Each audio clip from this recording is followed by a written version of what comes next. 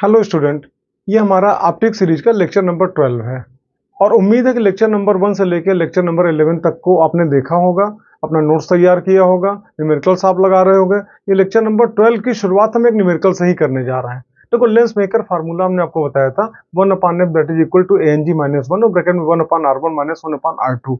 आप अपनी बुक के न्यूमेरिकल्स को लगाना शुरू कर दो, इसलिए बीच बीच में न्यूमेरिकल्स हम लगवाते रहते हैं।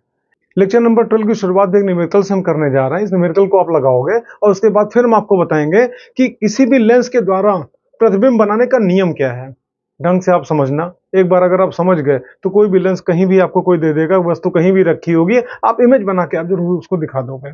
और उसके बाद हम आपको समझाएंगे लीनियर मैग्निफिकेशन क्या होता है, जिसको रेखीय आवर्धन कहते हैं। उसके बाद हम आपको समझाएंगे लेंस की क्षमता क्या होती है, क्षमता का मात्रक क्या होता है, वो मात्रक कहाँ से आया। आपने डायोप्टर नाम सुना होगा, लेंस की क्षमता का मात्रक। तो डायोप्टर की परिभाषा क्या होगी, ये भी आपको समझाएंगे। और साथ ही आपको ये भी समझाएंगे कि दो लेंस अगर सटा के रख दिए जाएं तो दोनों को मिला के हम क्या बोलते हैं, संयुग्मी लेंस। संयुग्मी लेंस की फोकस दूरी क्या होगी। आप अंत तक बने रहना, अपनी पढ़ाई करते रहो। शुरुआत करते हैं एक न्यूमेरिकल से। तो आज की पढ़ाई की शुरुआत करने से पहले हम चाहेंगे कि एक बार कमेंट में आप अपने शहर का नाम लिख दो, ताकि हमको भी जानकारी मिले कि किस किस शहर के बच्चे हमसे जुड़े हैं, पढ़ाई कर रहे हैं। देखो, इस क्वेश्चन में आप देख रहे हो अपर्तनांक 1.55 के कांच से दोनों फलकों की समान वक्रता त्रिज्या के उभयोत्तल लेंस निर्मित करने हैं। यदि 20 सेंटीमीटर फोकस दूरी के लेंस निर्मित करने हैं तो अपेक्षित वक्रता त्रिज्या क्या होगी। सामने एक लेंस आप देख रहे हो, यहाँ पे क्या उभयोत्तल लेंस कहा गया, जिसको आप बाई कॉन्वेक्स लेंस भी कह सकते हो। दोनों तल उभरा हुआ है। अच्छा, क्वेश्चन कह रहे हैं कि दोनों की वक्रता त्रिज्या बराबर है, तो इसकी वक्रता त्रिज्या भी कितनी आर, इसकी वक्रता त्रिज्या भी कितनी आर। इसका अपर्तनांक मान लो आप जानते हो, यहां से प्रकाश कण वायु से कांच में जाएगी फिर आगे निकलेगी, तो इसका अपर्तनांक यहाँ पे है ANG। ऐसे ठीक। आप अच्छी तरीके से जानते हो, लेंस मेकर फार्मूला में आपने पढ़ा हुआ है 1/f that is equal to ANG-1 और ब्रैकेट में 1/R1 - 1/R2। हम यहाँ पे वैल्यू फिट करेंगे। आप देखना 1/, ठीक, f।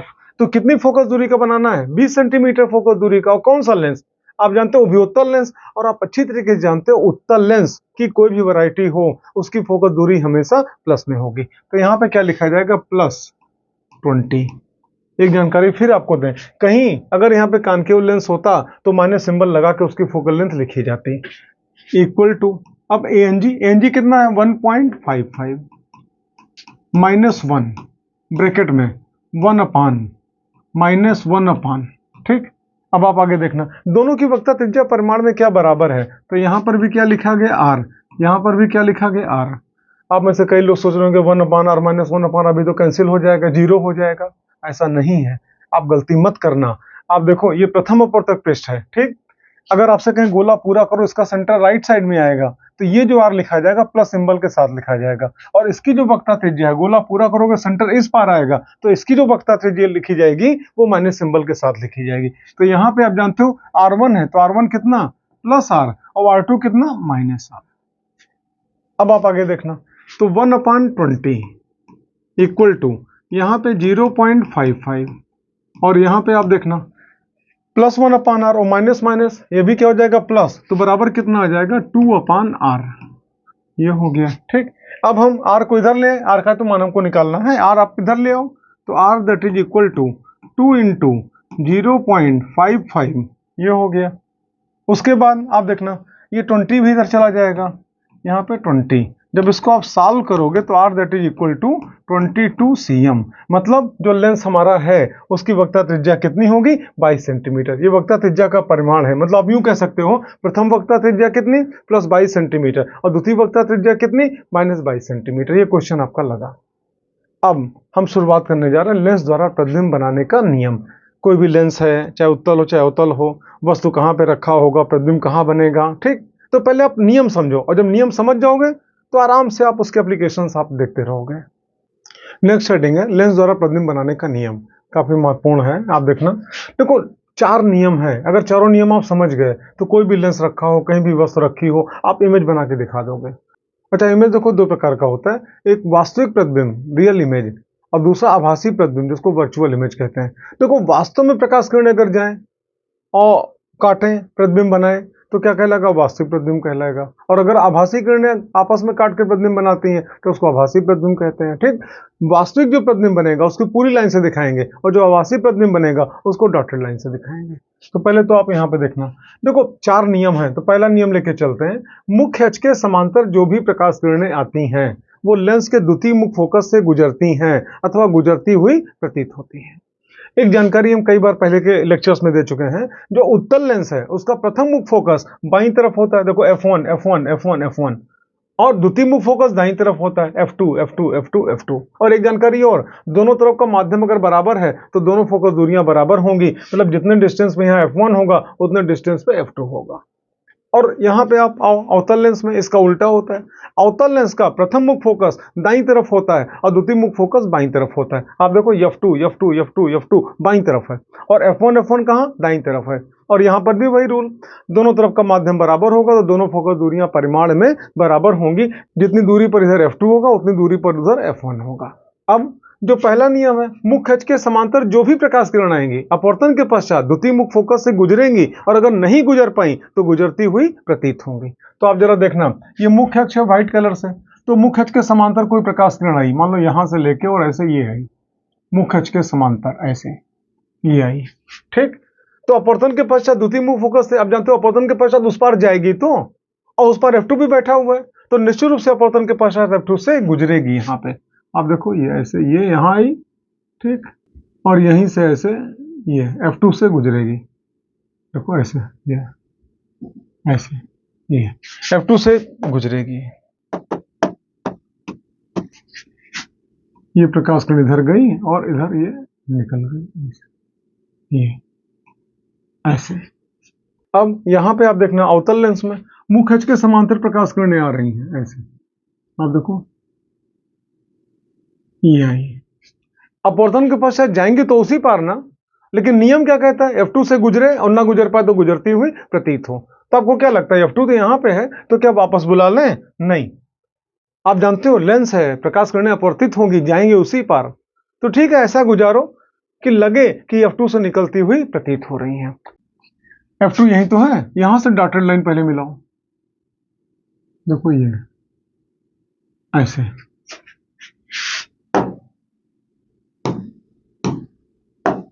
अब इसी की सिधाई में आप इसको आगे बढ़ाओ,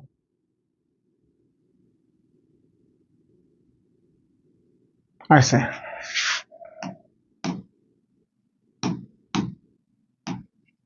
देखना ये और ये ऐसे। देखो प्रकाश किरणें मुख्य अक्ष के समांतर हैं, अपवर्तन के पश्चात उधर गई, लेकिन ऐसा गई कि जब पीछे हमने बढ़ाया तो F2 से निकलती हुई प्रतीत हो रही हैं। आप जानते हो प्रकाश किरणें सीधी रेखा में चलती हैं ना। अगर इस किरण को दिखाएं और आपसे पूछें कि बताओ बेटा ये प्रकाश किरण मुख्य अक्ष के किस बिंदु से आ रही है, तो आप यहीं से तो बताओगे। तो ये प्रथम नियम हुआ कि मुख्य अक्ष के समांतर जो भी प्रकाश किरणें आएंगी, मुख्य अक्ष के समांतर जो भी प्रकाश किरणें आएंगी अपवर्तन के पश्चात द्वितीय मुख्य फोकस अगर गुजर पाएंगे तो गुजरेंगी और अगर नहीं गुजर पाई तो गुजरती हुई प्रतीत होंगी, जैसा कि सामने आप देख रहे हो। द्वितीय नियम कहता है कि प्रथम मुख्य फोकस से जो भी प्रकाश किरणें आएंगी, अच्छा अगर नहीं आ सकती हैं तो प्रथम मुख्य फोकस की ओर आती हुई जो भी प्रकाश किरणें प्रतीत होंगी अपवर्तन के पश्चात मुख्य अक्ष के समांतर हो जाएंगी।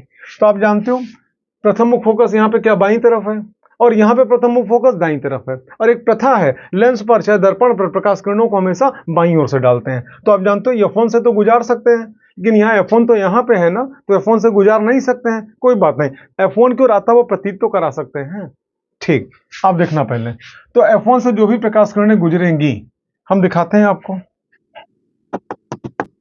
F1 से एक प्रकाश किरण निकली, यहाँ पे गई, ठीक, यहाँ पे F1 दाईं तरफ है ना, तो इधर से तो निकल नहीं सकती है, तो यहां से प्रकाश किरण को ऐसा लाओ कि लगे कि बस F1 की तरफ जा रही है।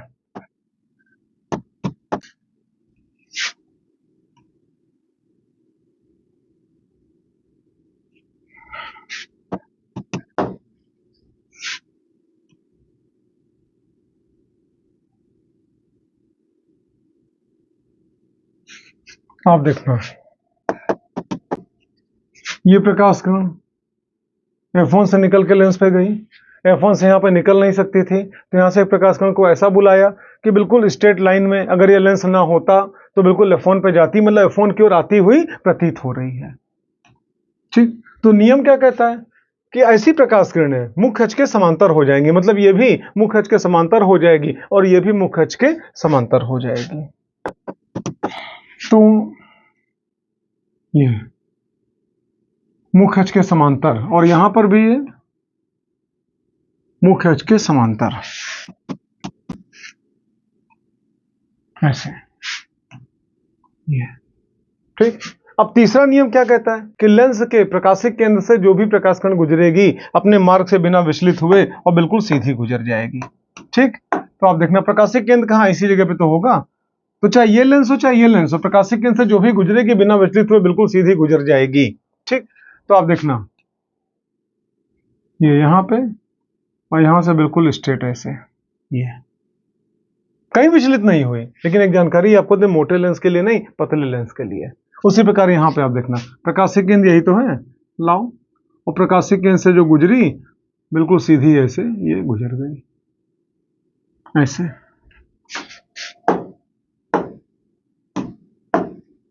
देखना ये और ये और ये ऐसे। अब चौथा नियम देखना, वे प्रकाश किरणें जो मुख्य अक्ष के समांतर तो नहीं होती हैं परंतु आपस में परस्पर समांतर होती हैं, अपवर्तन के पश्चात फोकस तल पर कहीं केंद्रित होती हैं। तो आप जरा देखना, देखो फोकस तल कहाँ पे, F2 पे।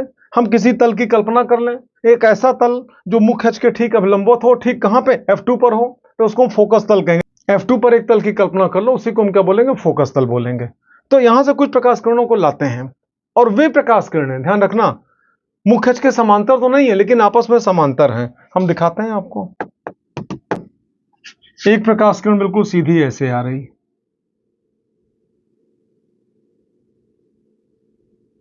ऐसे। एक प्रकाश किरण इसी के बिल्कुल ठीक समांतर यहां पे आई,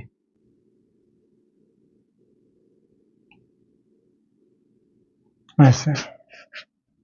नियम क्या कहता है कि अपवर्तन के पश्चात फोकस तल पर कहीं केंद्रित होंगी, मतलब फोकस तल F2 पे ही तो होगा। ठीक, तो ये प्रकाश कण यहां से आई और यहां पे ऐसे ये केंद्रित हुई, और ये प्रकाश कण यहां पे आई ऐसे और यहां पे ऐसे गई, यहां पे।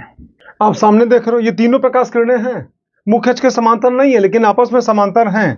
ठीक, लेंस से अपवर्तित हुई और फोकस तल आप जानते हो F2 पे तो होगा, यहीं पे कहीं केंद्रित हुई, मतलब दूर कहीं वस्तु होगा तो प्रतिबिंब उसका यहां बनेगा, ऐसे ऐसे ऐसे। एक जानकारी और आपको दें, आप देखो यहाँ पे और भी नियमों का पालन हो रहा है। जैसे ये वाली प्रकाश किरण बीच वाली, आप देखो प्रकाशिक केंद्र से गुजरी, बिल्कुल सीधी गुजर गई, कहीं भी विचलित नहीं हुई। हम इसकी बात कर रहे हैं। इसको आप देखो, ये कहाँ F1 से आई, और F1 से आई तो देखो मुख्य अक्ष के समांतर हो गई। ठीक, और यही नहीं, जितनी भी किरणें इसके पैरेलल यहाँ पे लेंस पे पड़ेंगी, सबके सबको यहां से गुजरना पड़ेगा, प्रतिबिंब यहां बनेगा और वास्तविक प्रतिबिंब बनेगा, वस्तु के सापेक्ष छोटा ही बनेगा, वस्तु के सापेक्ष उल्टा बनेगा। अच्छा, उसी प्रकार से यहां पे आप देखना प्रकाश किरणें आ रही हैं, मुख्य अक्ष के समांतर आएंगी, तो एक प्रकाश किरण ये बिल्कुल सीधी ऐसे, एक प्रकाश किरण यहां से बिल्कुल समांतर, एक प्रकाश किरण यहां से बिल्कुल समांतर, ये। तो आप जानते हो कौन सी लेंस है ये, अवतल लेंस है, कॉन्केव लेंस है, अपसारी लेंस है, डाइवर्जिंग लेंस है, जिस किसी नाम से आप पुकारो, प्रकाश किरणों को क्या करेगा, मुख्य अक्ष से दूर की ओर भेजेगा। देखो ये जो प्रकाश किरण है अगर हम आगे बढ़ाएं तो F1 की ओर जाती हुई प्रतीत हो रही है। और नियम क्या कहता है, प्रथम मुख्य फोकस के बारे में नियम आपने देखा था कि प्रथम मुख्य फोकस से जो भी प्रकाश किरणें निकलेंगी अथवा प्रथम मुख्य फोकस की ओर आती हुई जो भी प्रकाश किरणें प्रतीत होंगी, अपवर्तन के पश्चात मुख्य अक्ष के समांतर हो जाएंगी। तो ये जो प्रकाश किरण है मुख्य अक्ष के बिल्कुल ठीक समांतर हो जाएगी।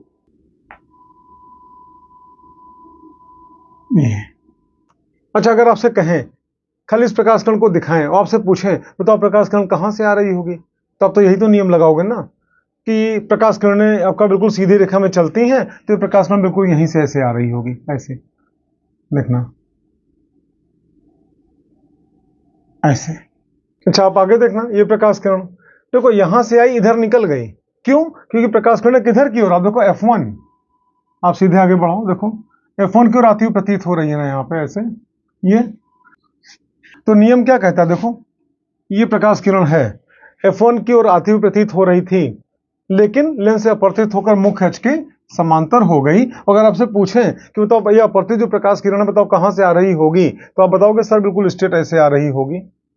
अच्छा, इनके बारे में देखना, ये प्रकाश किरण कहां ऑप्टिकल सेंटर से गुजर रही है, तो बिना विचलित हुए बिल्कुल सीधी गुजर गई। ये दोनों किरणें कहां पे काट रही हैं, इसी जगह पे काट रही हैं। ठीक, इसका मतलब क्या हुआ कि इसका प्रतिबिंब कहां बनेगा, फोकस तल पे बनेगा। ये फोकस तल कहां पे, F2 पे है। यहां पे किसी तल की कल्पना कर लो, एक ऐसा तल जो मुख्य अक्ष के ठीक अब लंबवत हो। आप जानते हो जो भी वस्तु होगा उसका जो प्रतिबिंब बनेगा यहाँ पे बनेगा ऐसे, और वो भी कैसा, डॉटेड।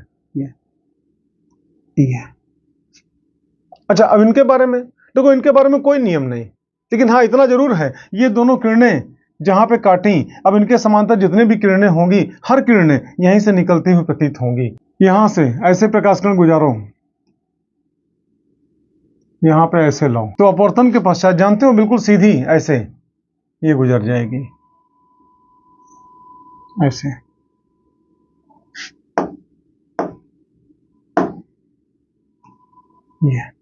यही नहीं, जितने भी किरणें समांतर आएंगे सब के सब यहीं से गुजरेंगी। इस प्रकार से आपने देखा लेंस द्वारा प्रतिबिंब बनाने का नियम। अब इसका यूज आपको दिखाएं, हम लेंस लेंगे, अलग अलग स्थान पर वस्तु को रखेंगे, उसका प्रतिबिंब कहां बनेगा आप ये पढ़ने जा रहे हो। अब देख रहे हो उत्तल लेंस है, ठीक। एक बार वस्तु को हमने कहां रखा, फोकस दूरी से भी ज्यादा दूरी पे रखा। एक बार वस्तु को कहां पे रखा, फोकस पे रखा। एक बार वस्तु को कहां पे रखा, फोकस दूरी से कम दूरी पे रखा। आप जानते हो वस्तु की दूरी को यू से लिखते हैं। यहां पे आप यूं कह सकते हो, यहां पे u is greater than f, और यहां पे आप कहोगे u is equal to f, और यहां पे आप कहोगे u is less than f. प्रतिबिंब कहां बनेगा आपको देखना है हर कंडीशन में, ठीक। तो पहले हम यहां पे आते हैं, वस्तु से दो प्रकाश किरणों को निकालेंगे, और ऐसी प्रकाश किरणों को निकालेंगे जिसके बारे में नियम की हमको जानकारी हो। तो एक प्रकाश किरण ने यहां से निकाला, ठीक, और मुख्य अक्ष के समांतर लाए ऐसे। आप जानते हो मुख्य अक्ष के समांतर जो भी प्रकाश किरणें आएंगी द्वितीय मुख फोकस से गुजरेंगी। अच्छा, दूसरी प्रकाश किरण हमने कहां से निकाला, प्रकाशिक केंद्र से। आप देखो यहां से लाए और प्रकाशिक केंद्र यही तो है, और बिल्कुल सीधा प्रकाशिक केंद्र से गुजारते हुए सीधे ले आए ऐसे ऐसे। अब आप देखना जो मुख्य अक्ष के समांतर आई थी कहां से गुजरेगी, F2 से, तो F2 से गुजरी, देखना F2 से गुजर रही है। और जो समांतर आई थी ये देखो कहां से गुजरेगी, ये गुजरी, ठीक। तो प्रतिबिंब कहां बनेगा, यही तो काट रहा है।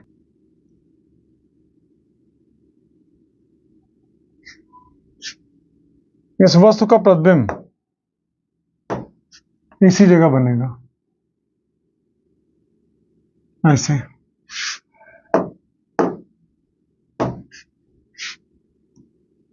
ऐसे।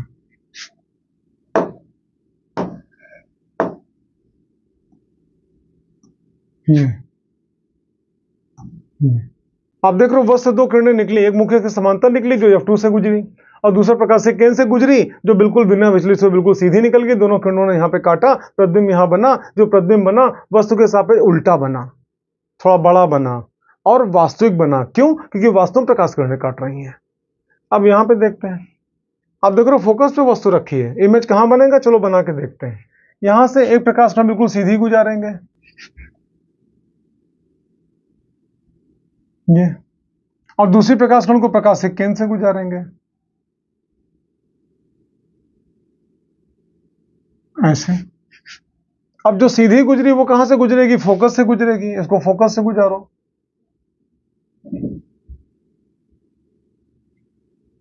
ऐसे।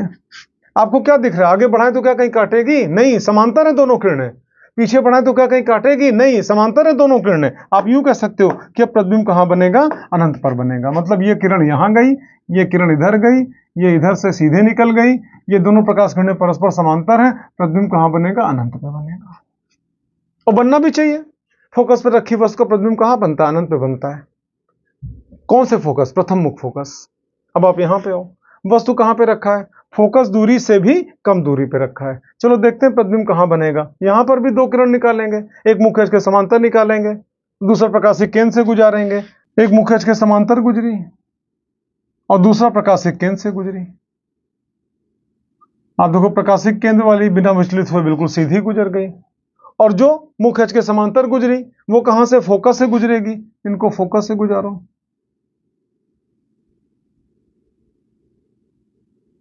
ये लो।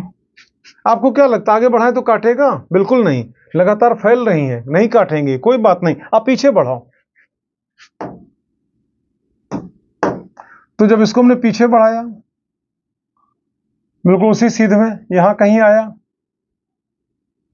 इसको हमने पीछे बढ़ाया, उसी सीध में आप देखो यहां कहीं आया। इसका मतलब कि जो प्रतिबिंब बनेगा इसी वस्तु का वो यहां बनेगा प्रतिबिंब,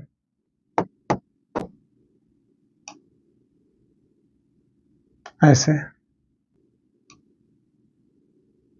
अब सामने आप देख रहे हो 3 अवतल लेंस हैं, मुख्य अक्ष है, वस्तु रखी है। यहां पे आप देख रहे हो जो वस्तु रखी है, वस्तु की दूरी फोकस दूरी से क्या अधिक है।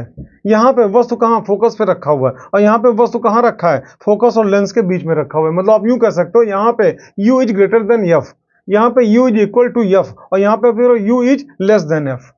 हम देखते हैं प्रतिबिंब कहां बनेगा। अच्छा, उसके लिए आप देखना, हम यहां से 2 किरण निकालेंगे और ऐसी किरणों को निकालेंगे जिनके बारे में नियम की जानकारी हमको हो। हम जानते हैं प्रकाशिक किरण से जो भी किरण गुजरेगी अपने मार्ग से बिना विचलित हुए बिल्कुल सीधी गुजर जाएगी। और तीनों में हमने एडवांस से पहले से लाइन खींच रखा है। आप देखो यहां से प्रकाशिक किरण से गुजरी, बिल्कुल सीधी गुजर गई, प्रकाशिक किरण से गुजरी, बिल्कुल सीधी गुजर गई, और प्रकाशिक किरण से गुजरी, बिल्कुल सीधी गुजर गई। हम ये भी नियम जानते हैं कि मुख्य अक्ष के समांतर जो भी प्रकाश किरणें आएंगी अपवर्तन के पश्चात द्वितीय मुख फोकस से गुजरती हैं अथवा गुजरती हुई प्रतीत होती हैं। तो आप देखो द्वितीय मुख फोकस यहाँ पे तो है, ठीक, तो यहां से एक प्रकाश किरण ऐसे निकली, यहां पे आई, मुख्य अक्ष के समांतर है। अब कायदे से उसको कहा F2 से गुजरना चाहिए, तो क्या इसको वापस बुला लें? कभी नहीं।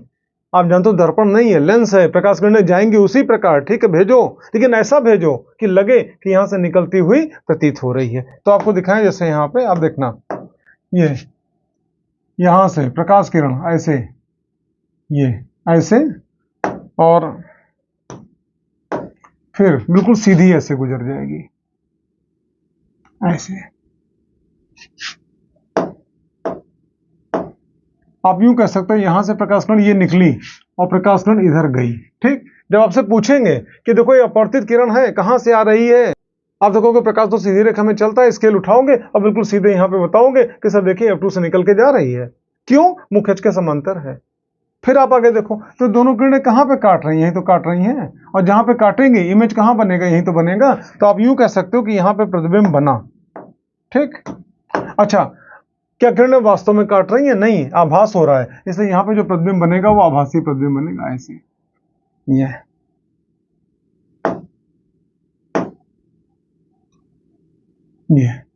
तो आप यहां पे देख रहे हो वस्तु O डैश, ठीक, और प्रतिबिंब यहां पे I और I डैश। आप देखो जो प्रतिबिंब बना वस्तु के सापेक्ष का सीधा बना, छोटा बना और आभासी बना। क्यों आभासी बना? क्योंकि आभासी किरणें काट के प्रतिबिंब बना रही हैं। अब यहां पे आते हैं, F2 पे रखा है वही नियम, मुख्य अक्ष के समांतर जो किरणें जाएंगी F2 से गुजरेंगी या गुजरती हुई प्रतीत होंगी। तो एक प्रकाश किरण यहां से निकालते हैं, आप देखो ये मुख्य अक्ष के समांतर आई, कहां से गुजरेगी? F2 से गुजरेगी या गुजरती हुई प्रतीत होगी। तो क्या करें, प्रकाश किरणों को वापस बुला लें? नहीं, आप जानते हो जाएगी उसी प्रकार, लेकिन ऐसा गुजरेगी कि F2 से निकलती हुई प्रतीत होगी। हम दिखाते हैं आपको,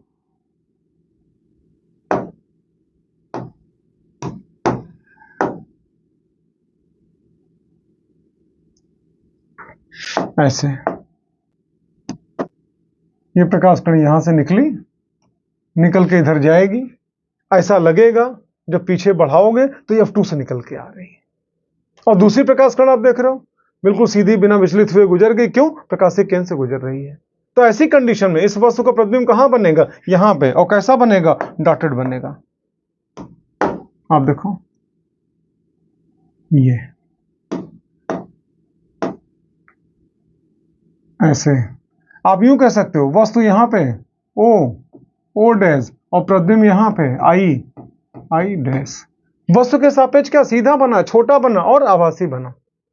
अवतल लेंस है ना, अवतल लेंस क्या करता है? आभासी प्रतिबिंब बनाता है। अवतल लेंस कभी भी वास्तविक प्रतिबिंब नहीं बनाता है।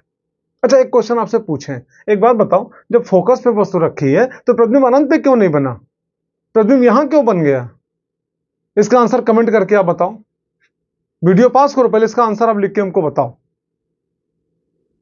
उम्मीद है कि अपना आंसर आप शायद लिख चुके होंगे। अब इसका आंसर हम देने जा रहे हैं। जानते हो, नियम ये कहता है प्रथम मुख फोकस पे रखी वस्तु का प्रतिबिंब बनता है अनंत पे। ये तो द्वितीय मुख फोकस पे रखा है, काहे को आप उम्मीद करते हो अनंत पे बनेगा?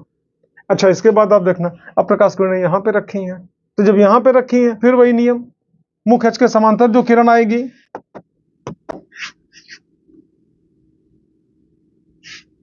F2 से गुजरेगी या गुजरती हुई प्रतीत होगी, तो क्या करें, वापस बुला लें? नहीं, लेंस है, जाएगी उसी प्रकार। ठीक है, गुजारो, ऐसा गुजारो कि लगे कि F2 से निकल के आ रही है।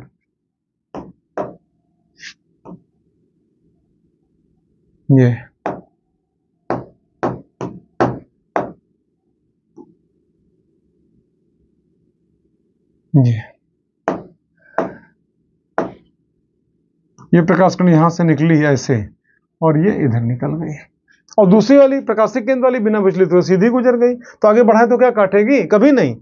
पीछे बढ़ाओ तो यहां पे काट रही है। आप देखो इस जगह पे, इसका मतलब कि इस वस्तु का प्रतिबिंब कहां बनेगा? यहां पे। ये ऐसे, ये आप यूं कह सकते हो, वस्तु कहां? ये O डैश, और प्रतिबिंब कहां? I dash. इस प्रकार से आपने देखा, उत्तल लेंस हो चाहे अवतल लेंस हो, अलग अलग स्थानों पर अगर वस्तु रखी है तो प्रतिबिंब कहां पे बनेगा। जो पहला डायग्राम यहां पे आप देख रहे हो, ये उस समय का डायग्राम है जब U is greater than F। ये उस समय का डायग्राम है जब U is equal to F। ये उस समय का डायग्राम है जब U is less than F। देखो, अगर आपसे कहें वास्तविक प्रतिबिंब कौन बनाता है, हम लेंस की बात कर रहे हैं, दर्पण की बात नहीं कर रहे, तो बहुत पहले ही आप पढ़ चुके हैं। अगर आपसे कहें वास्तविक प्रतिबिंब कौन बनाता है, तो जानते हो उत्तल लेंस बनाता है वास्तविक प्रतिबिंब। अवतल लेंस कभी भी वास्तविक प्रतिबिंब नहीं बनाता है, पहली बात समझो। अच्छा, फिर आपसे कहें आभासी प्रतिबिंब कौन बनाता है, तो आभासी प्रतिबिंब उत्तल लेंस भी बनाता है और अवतल लेंस भी बनाता है। फिर आप आगे देखना, देखो वास्तविक प्रतिबिंब जब कभी बनेगा वस्तु के सापेक्ष उल्टा ही बनेगा, कभी वस्तु के सापेक्ष सीधा नहीं बन सकता। कौन? वास्तविक प्रतिबिंब। और वास्तविक प्रतिबिंब जब कभी बनेगा, लेंस अगर इस पार होगा तो वास्तविक प्रतिबिंब उस पार होगा, और वस्तु के सापेक्ष उल्टा होगा। और कौन बनाएगा? केवल उत्तल लेंस बनाएगा, बाकी नहीं। फिर आपसे हम बात करें आभासी प्रतिबिंब, तो आभासी प्रतिबिंब उत्तल लेंस भी बनाता है, आभासी प्रतिबिंब अवतल लेंस भी बनाता है, और आभासी प्रतिबिंब हमेशा वस्तु के सापेक्ष सीधा ही बनता है। अंतर क्या है? अवतल लेंस जब आभासी प्रतिबिंब बनाएगा तो वस्तु के सापेक्ष छोटा बनाएगा। आप देखो यहाँ पे अवतल लेंस ने आभासी प्रतिबिंब बनाया, आभासी बनाया, आभासी बनाया, और तीनों आभासी वस्तु के सापेक्ष क्या बने? छोटे बने। अवतल लेंस भी आभासी बनाता है, लेकिन वस्तु के पीछे ही बनाता है और वस्तु से बड़ा बनाता है। तो इतना आप समझना अंतर क्या है। एक बार फाइनली आपसे फिर हम बात करें, आभासी प्रतिबिंब उत्तल लेंस भी बनाएगा, अवतल लेंस भी बनाएगा, वस्तु के सापेक्ष हमेशा सीधा बनेगा, चाहे उत्तल बनावे चाहे अवतल बनावे। लेकिन अगर आभासी प्रतिबिंब अगर उत्तल लेंस बनाएगा तो वस्तु के सापेक्ष बड़ा बनाएगा और वस्तु के पीछे बनाएगा, और अगर अवतल लेंस बनाएगा तो वस्तु के सापेक्ष छोटा बनाएगा और वस्तु और लेंस के बीच में कहीं बनाएगा, लेकिन लेंस के बाईं तरफ ही बनाएगा। आभासी प्रतिबिंब हमेशा बाईं तरफ ही बनेगा, और वास्तविक प्रतिबिंब हमेशा दाईं तरफ बनेगा। वास्तविक प्रतिबिंब हमेशा वस्तु के सापेक्ष उल्टा बनेगा। तो इस प्रकार से आपने देखा, अलग अलग लेंस अलग अलग स्थानों पर वस्तुओं को रखें तो प्रतिबिंब कहां बनेगा। अब इसके बाद चलते फिर नेक्स्ट हेडिंग, रेखीय आवर्धन, लीनियर मैग्निफिकेशन। देखो, लेंस या दर्पण दोनों का मुख्य कार्य क्या है? किसी भी वस्तु का प्रतिबिंब बनाना, वो चाहे आभासी प्रतिबिंब बनावे और चाहे वास्तविक प्रतिबिंब बनावे। ठीक। रेखीय आवर्धन का तात्पर्य होता है कि प्रतिबिंब की लंबाई और वस्तु की लंबाई दोनों के अनुपात को हम रेखीय आवर्धन कहते हैं। उत्तल लेंस ने प्रतिबिंब बनाया तो प्रतिबिंब की लंबाई वस्तु की लंबाई के अनुपात को उत्तल लेंस द्वारा बनाए गए प्रतिबिंब का रेखीय आवर्धन कहेंगे। ऐसे अवतल लेंस ने प्रतिबिंब बनाया, भले आभासी बनाया चाहे वास्तविक बनाया, तो प्रतिबिंब की लंबाई और वस्तु की लंबाई दोनों के अनुपात को हम अवतल लेंस द्वारा बनाए गए प्रतिबिंब का रेखीय आवर्धन कहेंगे। तो आप यूं कह सकते हो, देखो रेखीय आवर्धन को हम स्मॉल एम से लिखते हैं, और स्मॉल एम मतलब क्या? Linear magnification that is equal to length of image upon length of object. अगर मान लो इमेज को हम आई से लिखें, मतलब ये क्या? लेंथ ऑफ इमेज, और लेंथ ऑफ ऑब्जेक्ट को ओ से लिखें, तो आप यूं कह सकते हो m that is equal to I upon O, मतलब प्रतिबिंब की लंबाई बटे वस्तु की लंबाई। और आप जानते हो ऊपर भी लंबाई नीचे भी लंबाई, ऊपर भी मात्रक मीटर नीचे भी मात्रक मीटर, कैंसिल हो गया। रेखीय आवर्धन का कोई मात्रक नहीं होता है। अब उत्तल लेंस द्वारा बनाए गए प्रतिबिंब में रेखीय आवर्धन, और इधर हम समझाएंगे आपको अवतल लेंस द्वारा बनाए गए प्रतिबिंब में रेखीय आवर्धन। आप सामने देख रहे हो उत्तल लेंस है, यहाँ पे वस्तु रखा है, वस्तु का नाम क्या, ओ डैश। मान लो वस्तु की लंबाई कितनी, y1 है, ठीक। इससे प्रकाश किरणें निकली, एक प्रकाश कण हमने मुख्य अक्ष के समांतर निकाला, एक प्रकाश कण हमने कहा प्रकाशिक केंद्र से गुजारा, तो जो मुख्य अक्ष के समांतर निकली वो फोकस से गुजरती है, फोकस है, ठीक है, कैपिटल F। जो प्रकाशिक केंद्र से गुजरी बिना विचलित हुए बिल्कुल सीधी निकल गई, दोनों किरणों ने यहाँ पे काटा और प्रतिबिंब ये बना, आई डैश बना। आप यहाँ पे देख रहे हो जो प्रतिबिंब बन रहा है वस्तु के सापेक्ष उल्टा बन रहा है, ठीक, और वास्तविक बन रहा है। क्यों? क्योंकि वास्तव में प्रकाश किरणें काट रही हैं। आप यहाँ पे देखना, वस्तु का नाम ओ डैश, यहाँ पर भी एक प्रकाश कण मुख्य अक्ष के समांतर निकली और दूसरी प्रकाश कण प्रकाशिक केंद्र से निकली, तो जो प्रकाशिक केंद्र से निकली बिल्कुल सीधी गुजर गई, और जो समांतर निकली आप जानते हो इसका फोकस, या आप यूं कहो द्वितीय मुख फोकस यहाँ पर होगा CF2, इसका द्वितीय मुख फोकस यहाँ पे हो गया, ठीक। अब ऐसी कंडीशन में आप देखना, तो जो समांतर निकली आप जानते हो फोकस यहाँ तो है, द्वितीय मुख फोकस वापस लौटा सकते नहीं है, जाएगा उसी प्रकार भेजा, लेकिन ऐसा भेजा कि लग रहा कि F2 से गुजरता हुआ निकल रहा है।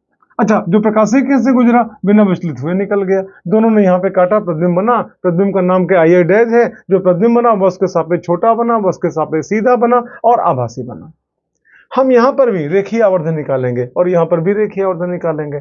अब जरा यहाँ पे देखना, ट्रायंगल का कुछ नाम दे दें यहाँ पे, इसका नाम ओ डैश है, इसका नाम आई डैश है। मान लो इसका नाम हमने मान लिया C, ठीक, और इसका नाम मान लो हमने दे दिया C डैश, ऐसे। उसी प्रकार यहाँ पे आप आ जाओ, इसका नाम है C, ठीक, और इसका नाम ने दे दिया C डैश। अब आप इधर देखना, ट्रायंगल O डैश C, ठीक, तथा ट्रायंगल I डैश C, दोनों समरूप हैं।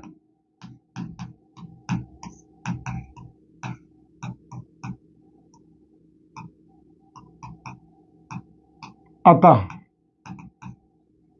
देखो, समरूप और सर्वांगसम दो वर्ड हैं।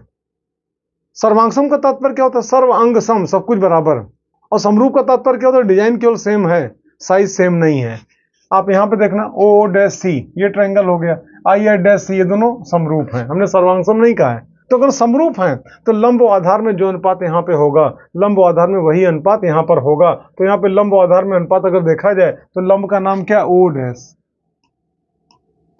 ठीक, और आधार का नाम CO, that is equal to, यहां पे आओ, लंब का नाम I डैश, ठीक, और आधार का नाम CI।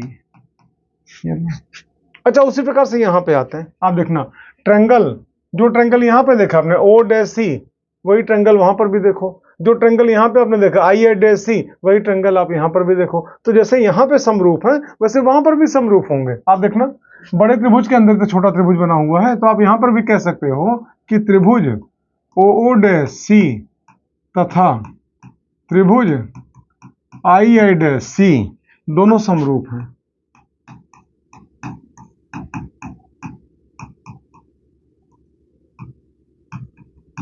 ठीक, अतः ये लो, तो आप देखो जो O डैश है, ट्रायंगल दिख रहा होगा O डैश C, इसमें लंब कौन है, O डैश, तो यहां पे हो जाएगा O डैश, ये डैश है, अपान आधार कौन है, CO या OC जो भी कहो, तो यहाँ पे CO, ठीक, दैट इज इक्वल टू, अब छोटे त्रिभुज में आओ, I डैश C, छोटा सा त्रिभुज है तो इसमें लंब कौन है, I डैश, अपान, और आधार कौन है, चाहे IC बोलो चाहे CI बोलो, ये हो गया। अब आप यहां पे देखना, इक्वल का सिंबल, यहां पर भी इक्वल का सिंबल, यहां पे अपान, यहां पर अपान का सिंबल। अब हम वैल्यू रखेंगे, चिन्ह सहित रखेंगे। आप जानते हो वस्तु की दूरी को U से लिखते हैं, प्रतिबिंब की दूरी को V से लिखते हैं, फोकस दूरी को स्मॉल f से लिखते हैं। अच्छा, यहां पे आप देखना, वस्तु की लंबाई को हमने y1 मान लिया, यहां भी माना और यहां भी माना, और प्रतिबिंब की लंबाई को हमने y2 मान लिया, यहां भी माना और यहां पर भी माना y2। देखो, प्रतिबिंब की लंबाई बटे वस्तु की लंबाई, यही तो रेखीय आवर्धन होता है। तो यहां पे आप आओ, प्रतिबिंब की लंबाई I dash upon O dash हो गया, प्रतिबिंब की लंबाई बटे वस्तु की लंबाई, और दैट इज इक्वल टू, ठीक। अब आप यहां पे आओ तो ये बराबर हो जाएगा CI अपान CO। अच्छा, उसी प्रकार से यहां पे देखना, I dash upon O dash that is equal to, ठीक, see I upon C you. जो यहां लिखा वही यहां लिखा, अब चिन्ह सहित मान रखने जा रहे हैं। अब देखना, अच्छा उसके पहले आपको समझा है I dash upon O dash मतलब प्रतिबिंब की लंबाई बटे वस्तु की लंबाई, इसी को आप क्या कहते हो, रेखीय आवर्धन। और किससे लिखते हो, एम से। प्रतिबिंब की लंबाई बटे वस्तु की लंबाई, इसी को आप कहते हो रेखीय आवर्धन। और किससे लिखते हो, एम से। तो यहाँ पे एम की वैल्यू आप देखना, m that is equal to I dash upon O dash. तो आई डैश का मान कितना, यही तो है, कितना, y2। लेकिन मुख खच के नीचे है तो यहाँ पे क्या हो जाएगा, minus y2 upon O dash, यही तो है y1। और मुख खच के ऊपर है तो यहाँ पे क्या हो जाएगा, प्लस y1, फिर इक्वल। अब आप यहाँ पे हो सी आई, तो सी आई का मतलब क्या है, यहां से लेके प्रतिबिंब की दूरी, और आप जानते हो प्रतिबिंब की दूरी को v से लिखा जाता है। ये दूरी किधर, राइट साइड में है, तो यहाँ पे क्या लिखा जाएगा, प्लस v। फिर CO, यहां से लेके यहां तक की दूरी, और वो उसकी दूरी को u से लिखते हैं क्योंकि बाईं तरफ है, तो यहाँ पे क्या लिखा जाएगा, माइनस u। अब कैंसिल करो आप देखना m that is equal to, यहाँ पे प्लस माइनस को सॉल्व करो, क्या आ जाएगा, माइनस। और यहाँ पर भी क्या हो जाएगा, माइनस। आप देखते रहो, तो यहाँ पे हो गया y2 अपॉन y1, और यहाँ पर आप देख रहे हो v अपॉन u। ठीक, अगर आप चाहो तो माइनस से माइनस कैंसिल भी हो गया। और इस प्रकार से आप देख रहे हो m की वैल्यू कितनी निकल के आई, v अपॉन u। आप यहाँ पे कह सकते हो m that is equal to v upon u, ऐसे। उसी प्रकार यहाँ पे आप देखना, m that is equal to, चिन्ह सहित मान रखना है हमको, आई डैश। तो आई डैश मतलब क्या, प्रतिबिंब की लंबाई। प्रतिबिंब की लंबाई क्या, y2, मुख h के ऊपर है तो यहाँ पे क्या लिखा जाएगा, प्लस y2। फिर नीचे ओ डैश, ओ डैश का मतलब क्या, वस्तु की लंबाई। वस्तु की लंबाई को आपने क्या माना, y1, मुख h के ऊपर है तो यहाँ पे क्या होगा, प्लस y1। फिर सी आई, सी से लेके आई तक की दूरी, मतलब आप जानते हो प्रकाशिक केंद्र से लेके और प्रतिबिंब की दूरी, इसको किससे लिखते हैं, v से। तो v लिखेंगे क्योंकि आप जानते हो बाईं तरफ की दूरी है, माइनस v। अच्छा उसी प्रकार CO, यहां से लेके और वस्तु की दूरी u से लिखी जाती है, और क्योंकि बाईं तरफ है लेंस के, माइनस। ठीक, तो आप यहां पे देखोगे माइनस माइनस आपस में क्या रिमूव हो जाएगा, कट जाएगा, और ये प्लस प्लस ऑलरेडी है ही है। तो इस प्रकार से आप देख रहे हो m that is equal to y2 upon y1, और that is equal to, minus minus cancel हो गया ये। ठीक, तो यहाँ पे क्या हो जाएगा, v अपॉन u। ठीक, तो आप यूं कह सकते हो, चाहे उत्तल लेंस हो चाहे अवतल लेंस हो, इसके द्वारा बनाए गए प्रतिबिंब का जो रेखीय आवर्धन होगा, जिसको स्मॉल m से लिखेंगे, ये बराबर क्या हुआ, v अपॉन u। और यहाँ पर भी क्या निकला, v अपॉन u। अब आपको क्या दोनों में कोई अंतर नहीं है, हाँ अंतर रहेगा, जब वैल्यूज की फीड करेंगे तो चिन्ह का जरूर ध्यान रखेंगे। अब रेखीय आवर्धन हम फिर आपको पढ़ाने जा रहे हैं, लेकिन ये जो रेखीय आवर्धन आपने देखा किसके पद में, v और u के पद में। किसके, v और u के पद में। अब हम रेखीय आवर्धन आपको दिखाएंगे u और f के पद में, और उसके बाद फिर हम आपको दिखाएंगे रेखीय आवर्धन v और f के पद में। अब हम आपको बताने जा रहे हैं कि u और f के पद में रेखीय आवर्धन का फार्मूला क्या होगा, और इधर आपको बताएंगे v और f के पद में रेखीय आवर्धन का फार्मूला क्या होगा। पैरेलल स्टडी दोनों एक साथ। आप यहाँ पे देखना, u तथा f के पदों में रेखीय आवर्धन, और यहाँ पे आप देख रहे हो v तथा f के पदों में रेखीय आवर्धन, जहाँ पे आप जानते हो u क्या वस्तु की दूरी और f क्या फोकस दूरी। यहाँ पे v क्या प्रतिबिंब की दूरी और f क्या फोकस दूरी। आप देखो बहुत आसान, we know that 1 upon v minus 1 upon u that is equal to 1 upon f for a lens. उसी प्रकार यहाँ पे आओ, we know that 1 upon v minus 1 upon u that is equal to 1 upon f। अब हमको यहाँ पे किसके, u और f के पद में चाहिए ना, तो आप एक काम करो, बोथ साइड u से मल्टीप्लाई कर दो। और यहाँ पे हमको v और f के पद में चाहिए, तो बोथ साइड आप v से मल्टीप्लाई कर दो। ठीक, तो आप देखो यहाँ पे multiplied by u in both side, क्योंकि आप जानते हो u f के पद में चाहिए। और यहाँ पे आप देख रहे हो multiplied by v in both side, क्यों, क्योंकि v और f के पद में चाहिए। तो यहाँ पे हमने बोथ साइड जब u से मल्टीप्लाई किया तो यहाँ 1 की जगह पे u आ गया, माइनस हो तो माइनस हो गया, 1 की जगह पे u आ गया, इक्वल है तो इक्वल हो गया, और 1 की जगह पे u आ गया, और नीचे वही v u f, v u f, यहाँ पे माइनस यहाँ पे माइनस। उसी प्रकार यहाँ पे आप देखना, v यहाँ पे, v यहाँ पे, v यहाँ पे, क्यों, क्योंकि 1 1 1 है ना, यहाँ पे गुणा हो गया, यहाँ पे v है, यहाँ पे u है, यहाँ पे f है, बीच में माइनस का सिंबल तो यहाँ माइनस का सिंबल, इक्वल का सिंबल। इस प्रकार से हमने काम किया। अब आप आगे देखना, जो कैंसिल होने लायक हो उसको कैंसिल कर दो। तो आप देखो यहाँ भी u और यहाँ भी u कैंसिल। अच्छा यहाँ पे आप देखना, यहाँ भी v और यहाँ पर भी v कैंसिल। तो इस प्रकार से आप देखोगे यहाँ पे क्या निकला, u अपॉन v। तो u अपॉन v को अगर हम चाहें तो 1 अपॉन v अपॉन u ऐसे लिख सकते हैं कि नहीं। फिर -1 that is equal to u/f। आप पूछोगे ऐसे क्यों लिखे? इसलिए लिखे कि v/u को आप पहचानते हो, यही तो इक्वल टू m होता है। ये लो, तो एक काम करो, 1/m that is equal to 1 plus u/f। आप पूछोगे ये कैसे? 1/m, v/u का मान कितना m हो गया, इक्वल और -1 उधर चला गया, ठीक, तो ये कितना हो गया, +1 हो गया, u/f हो गया। इसको जरा सॉल्व किया जाए तो यहाँ पे क्या हो जाएगा, f LCM हो जाएगा, तो यहाँ पे हो जाएगा f प्लस u। ये किसका मान निकला? 1/m का। तो इस प्रकार से m क्या होगा, f/u प्लस f। चलो, एक फार्मूला आप ये भी पा गए। u और f के पद में रेखीय आवर्धन, ये आप देखना स्मॉल f लिखा हुआ है, ठीक। अच्छा, यहाँ पे आप देखना ये कितना 1 माइनस, अच्छा v/u, तो v/u को अगर आप चाहो सीधे सीधे देखो तो इसकी जगह पे m का प्रयोग कर सकते हो, that is equal to v/f। अब इसको इधर ले जाओ m को, और इसको इधर बुला लो, तो 1 minus v/f that is equal to m। अब f LCM ले लो, तो यहाँ पे f minus v that is equal to m। तो इस प्रकार से आप कह सकते हो m that is equal to f minus v upon f, ये भी कह सकते हो, या फिर आप डायरेक्ट ये भी कह सकते हो 1 माइनस v अपान f। चाहिए बोलो, चाहिए बोलो। इस प्रकार से आपका m का फार्मूला निकल आया। आपने देखा m का 3 फार्मूला आपने पाया। पहला formula m that is equal to v/u, ये किसके पद में, v और u के पद में। और दूसरा फार्मूला क्या निकला, f/u प्लस f, किसके पद में, u और f के पद में। और तीसरा फार्मूला ये निकला 1 माइनस v/f, किसके पद में, v और f के पद में। रेखीय आवर्धन आप पढ़ चुके हैं। एक बात आप ध्यान रखना, जब कभी भी वैल्यू रखना, चिन्ह का जरूर ध्यान रखना। अब इसके बाद हम आपको बताने जा रहे हैं लेंस की क्षमता, पावर ऑफ ए लेंस। देखो, लेंस की क्षमता, पावर ऑफ ए लेंस, इसको P से लिखते हैं। P बराबर होता है 1/f, जहां पे स्मॉल f क्या फोकस दूरी है, और किस में होनी चाहिए, मीटर में।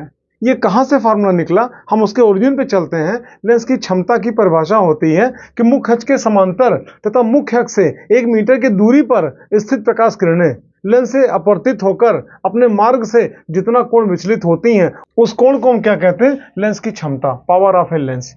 आप यूं कह सकते हो कि कोई भी लेंस प्रकाश किरणों को उसके रास्ते से जितना ही ज्यादा मोड़ेगा उसकी क्षमता उतनी ज्यादा होगी, जितना ही कम मोड़ेगा उसकी क्षमता उतनी कम होगी, अगर नहीं मोड़ पाया तो उसकी क्षमता 0 होगी। आप यहाँ पे देखना, कॉन्वेक्स लेंस है, ये कॉनकेव लेंस है। आप यूं कह सकते हो उत्तल लेंस और अवतल लेंस।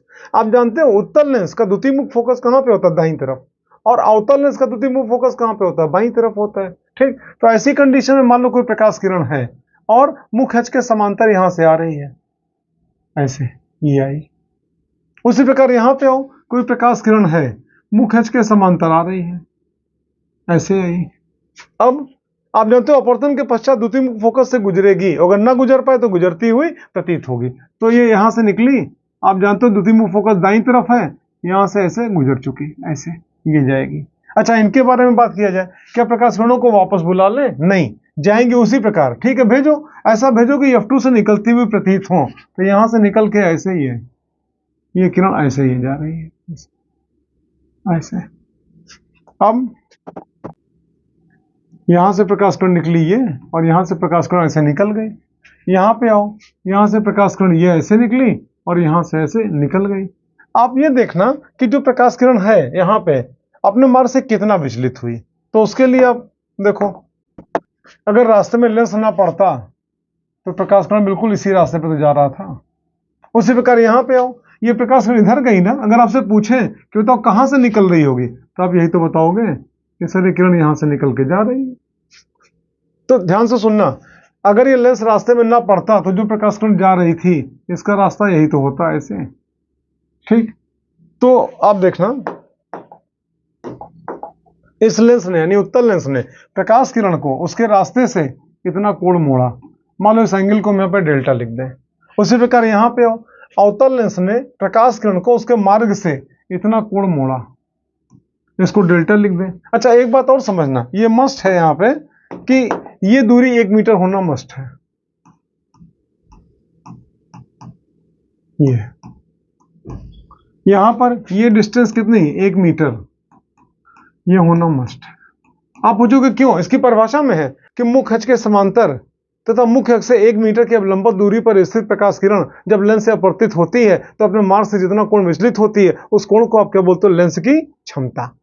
तो आप देखो मुख्य अक्ष के समांतर है, 1 मीटर की दूरी पर है, अगर लेंस ना होता सीधे निकलती, लेंस था उसने कहा तुमको उधर नहीं इधर जाना है, उसके रास्ते से डेल्टा कोण इसने क्या विक्षेपित करा दिया, इसी डेल्टा को आप क्या बोलोगे, लेंस की क्षमता। उसी प्रकार यहाँ पे हो, प्रकाश कण बिल्कुल सीधी जा रही थी, अगर रास्ते में लेंस ना पड़ता तो प्रकाश कण इसी रास्ते पे से गुजरती, लेंस ने कहा नहीं तुमको उधर नहीं जाना इधर जाना है, और ऐसा भेजा कि जब पीछे बढ़ा तो F2 से निकलता हुआ प्रतीत हुआ। तो आप जानते हो इस लेंस ने प्रकाश कोण को उसके रास्ते से डेल्टा कोण विक्षेपित किया, इसी डेल्टा कोण क्या बोलेंगे, अवतल लेंस की क्षमता। अब आप यहां पे आओ, आप अच्छी तरीके से जानते हो लिमिट थीटा टेंड्स टू 0 पे sine theta that is equal to theta. आप ये भी जानते हो लिमिट थीटा टेंड्स टू 0 पे cos theta that is equal to 1। ठीक, ये 1 लिखा है लास्ट में। तो अगर आपसे पूछें कि लिमिट थीटा टेंड्स टू 0 पर टेन थीटा बराबर क्या होगा, तो आप जानते हो साइन थीटा बटे कॉस थीटा बराबर क्या, टेन थीटा। तो यहाँ पे थीटा बटे 1 बराबर क्या, थीटा। यानी कि आप यूं कह सकते हो कि लिमिट थीटा टेंड्स टू 0 पे टेन थीटा बराबर क्या होगा, थीटा। अब देखो टेंड्स टू 0 का मतलब क्या, थीटा का मान इतना कम कि अब 0 की तब 0, लेकिन 0 नहीं। अगर 0 होता तो यहाँ टेंड्स टू ना लिखा होता, थीटा बराबर 0 लिखा होता।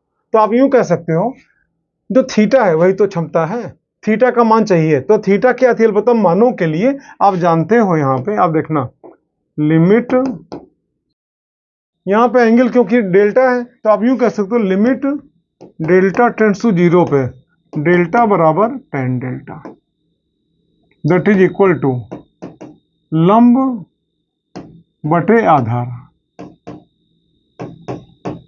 ठीक, बराबर। अब आप आगे देखना, देखो अगर ये एंगल डेल्टा है तो निश्चित रूप से ये एंगल भी डेल्टा होगा। ठीक, और कोण के सामने भुजा क्या होती है, लंब, तिरछी वाली कर्ण, और ये क्या हो जाएगा, आधार। तो यहाँ पे लंब के नाम पे कौन, ये, और ये है कितना, 1 मीटर। तो यहाँ पे सीधे हमने लिख दिया 1 मीटर अपॉन आधार। तो आधार के नाम पे यहां से लेके यहां तक की दूरी, और ये दूरी क्या होगी, फोकस दूरी F। तो यहाँ पे क्या होगा, F।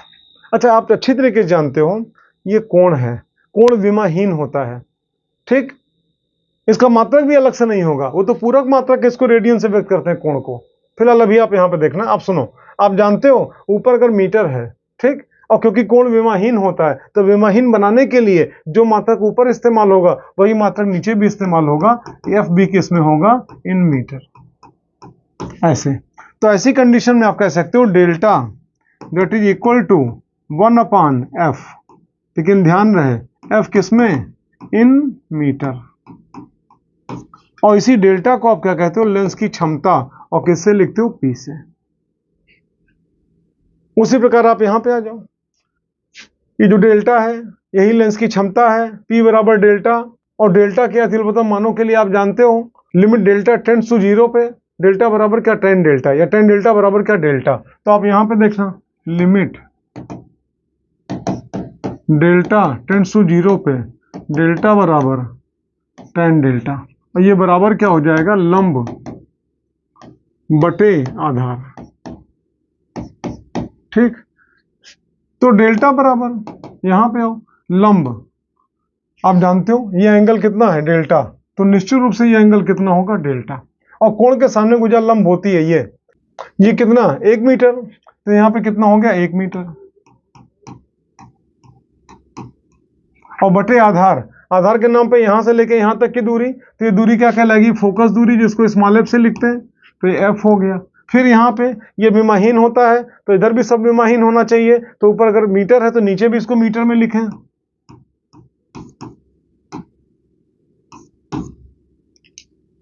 ये तो इस प्रकार से आपका निकला 1 अपान एफ, लेकिन ध्यान रहे एफ किसमें, इन मीटर। और जहां पे डेल्टा को आप क्या कहते हो, लेंस की क्षमता, किससे लिखोगे, पी से। तो आप यूं कह सकते हो p that is equal to delta that is equal to 1 upon f, और यहां पे क्या हो जाएगा, इन मीटर। जब कभी भी लेंस की क्षमता निकाली जाएगी इसी फॉर्मूले से निकाली जाएगी, लेकिन ध्यान रहे, आपको बार बार याद दिला रहे हैं, ये एफ का मान हमेशा मीटर में ही लिखना। अगर सेंटीमीटर में लिख दोगे आपका आंसर गलत हो जाएगा। इस प्रकार से आपने देखा लेंस की क्षमता के बारे में। और एक जानकारी आपको दें, देखो आपने पढ़ा होगा फर्स्ट ईयर में मूल राशियां, व्युत्पन्न राशियां, एक आपने पढ़ा होगा सप्लीमेंट्री यूनिट जिसको हम कहते हैं पूरक राशियां। वे सभी राशियां जो विमाहीन हो, तो कायदे से मात्रकहीन भी होना चाहिए। फिर भी किसी एक मात्रक के द्वारा व्यक्त करना हमारी मजबूरी हो, या फिर किसी एक मात्रक के द्वारा उनको व्यक्त करते हो, वे लोग विमाहीन होने के बावजूद भी किसी मात्रक के द्वारा व्यक्त करते हैं, तो ऐसी राशियों को हम क्या बोलते हैं? पूरक राशियां। और यहाँ पे जानते हो ये उसी में से है। कायदे से आप यहाँ पे देख रहे हो ये कोण, यही तो बराबर क्षमता है। कोण की कोई विमा होती नहीं, कोण का कोई मात्रक होना नहीं चाहिए, लेकिन आप जानते हो यहाँ पे लेंस की क्षमता, यहाँ पे अगर हम विमा की बात करें तो आप जानते हो इसकी विमा कितनी यल, इसकी विमा कितनी यल, यल अपान यल बराबर यल की पावर 0 बराबर कितना 1। कायदे से विमाहीन है। अगर विमाहीन है तो मात्रकहीन भी होना चाहिए, लेकिन फिर भी एक मात्रक के द्वारा इसको व्यक्त करते हैं। वो मात्रक क्या? डायोप्टर। इसीलिए इस डायोप्टर को हम क्या बोलेंगे? पूरक मात्रक। और लेंस की क्षमता यहां हो चाहे यहां हो, इसको हम क्या बोलेंगे? पूरक राशि। इस प्रकार से आपने देखा लेंस की क्षमता के बारे में।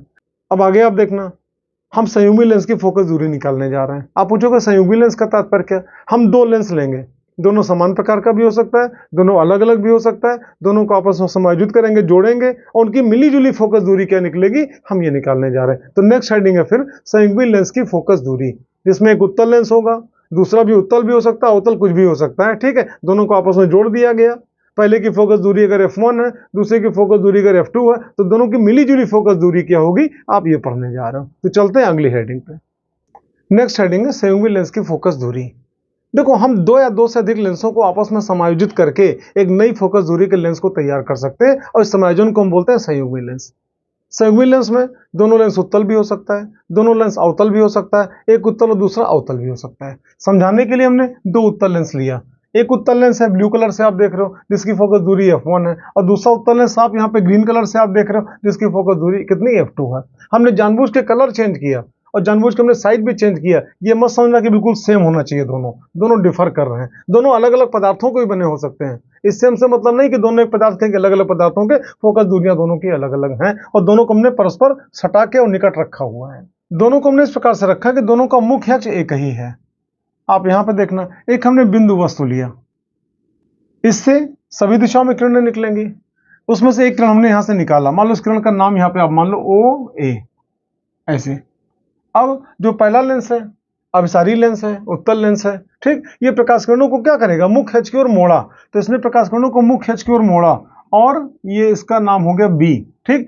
AB रास्ते से होते हुए बिल्कुल सीधा और I डैश पे जाके मुख्य अक्ष को काटा। मतलब अगर ये खाली पहला लेंस होता है f1 फोकस दूरी वाला, तो वस्तु यहाँ पे U दूरी पे रखा है और प्रतिबिंब V डैश दूरी पर स्थित बिंदु I डैश पर बनता।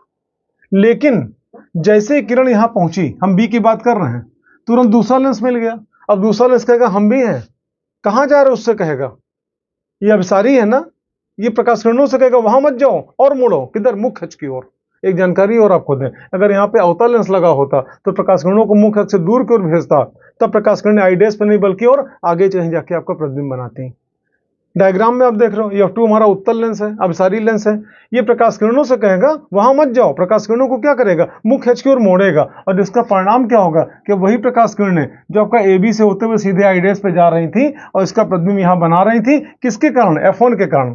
अब जब f2 रास्ते में पड़ गया तो f2 क्या करेगा? इन प्रकाश किरणों को I डैश पे नहीं जाने देगा, बल्कि प्रकाश किरणों को मुख्य अक्ष की ओर और मोड़ देगा। और अब वही प्रकाश किरणें बजाय I डैश पे जाने के B से निकल के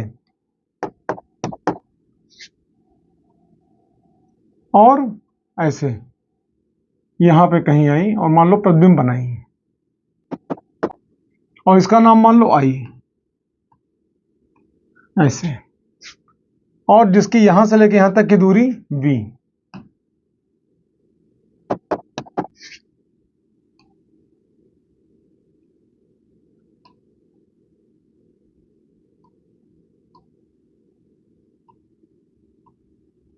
ये आप जानते हो अच्छे तरीके से, आपतित किरण मुख्य अक्ष को जहां कहीं काटे या काटता हो प्रतीत हो, वो क्या कहलाता है? वस्तु। और अपवर्तित किरण मुख्य अक्ष को जहां कहीं काटे या काटता हो प्रतीत हो, वो क्या कहलाता है? प्रतिबिंब।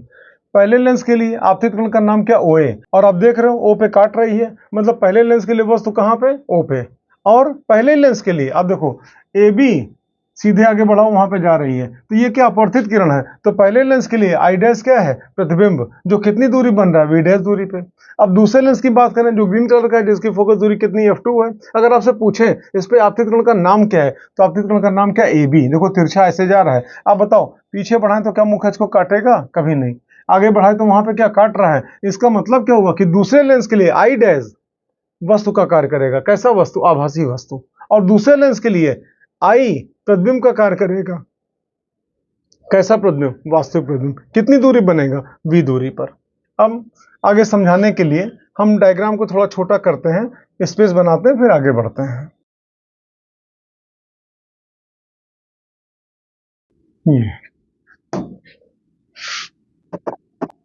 अब आप देखो फॉर फर्स्ट लेंस, पहले लेंस के लिए तो आप जानते हो फार्मूला क्या होता है, 1/v minus 1/u that is equal to 1/f।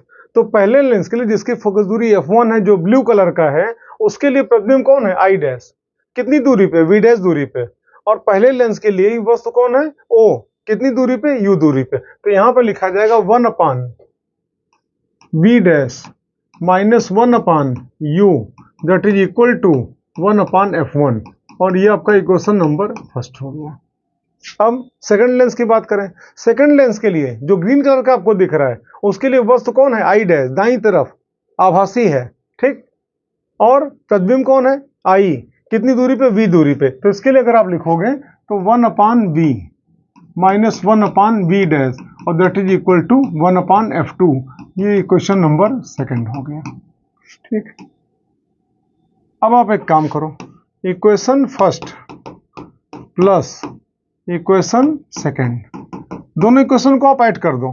तो यहां पे हो जाएगा 1/v dash minus 1/u plus 1/v और माइनस 1/v डैश और that is equal to 1/f1 और प्लस 1/f2। ये निकला। अब आप आगे देखना, 1/v डैश और माइनस 1/v डैश आपस में क्या कैंसिल हो गए। तो यहां पे फिर निकल के आया 1/v माइनस 1/u और that is equal to 1/f1 और प्लस 1/f2। ये आपका इक्वेशन नंबर थर्ड ये हो गया। अब आप यहां पे देखना, हम ये मान के चलते हैं कि मान लो f फोकस दूरी का कोई ऐसा लेंस है जो लेंसों के उपरोक्त समायोजन के तुल्य है। आप पूछोगे इसका मतलब क्या, मतलब जो काम ये दोनों लोग आपस में चिपक के कर रहे हैं, वही काम यह फोकस दूरी वाला अकेले ही कर देगा। आप पूछोगे ये दोनों मिलकर क्या काम कर रहे हैं, आपको बताएं। बाईं ओर u दूरी पर रखी वस्तु का प्रतिबिंब दाईं ओर और v दूरी पर बना रहे हैं फाइनली। तो आप यहां पर देखना, ये जो तुल्यकारी लेंस है, मतलब जो इन दोनों लेंसों के तुल्य है, उसका एक डायग्राम बनाते हैं पहले इसी के ठीक नीचे। तो इस तुल्यकारी लेंस के लिए देखना, ये लेंस अकेले ही बाईं तरफ u दूरी पर रखे बिंदु वस्तु O का प्रतिबिंब दाईं ओर v दूरी पर बना रहा है। कहां पे, बिंदु I पर। ऐसी कंडीशन में अगर आप इसके लिए बात करोगे तो आप यहां पे देखना 1/v minus 1/u that is equal to 1/f। और ये हो गया इक्वेशन नंबर 4, ठीक। अब आप दोनों को कंपेयर कर दो,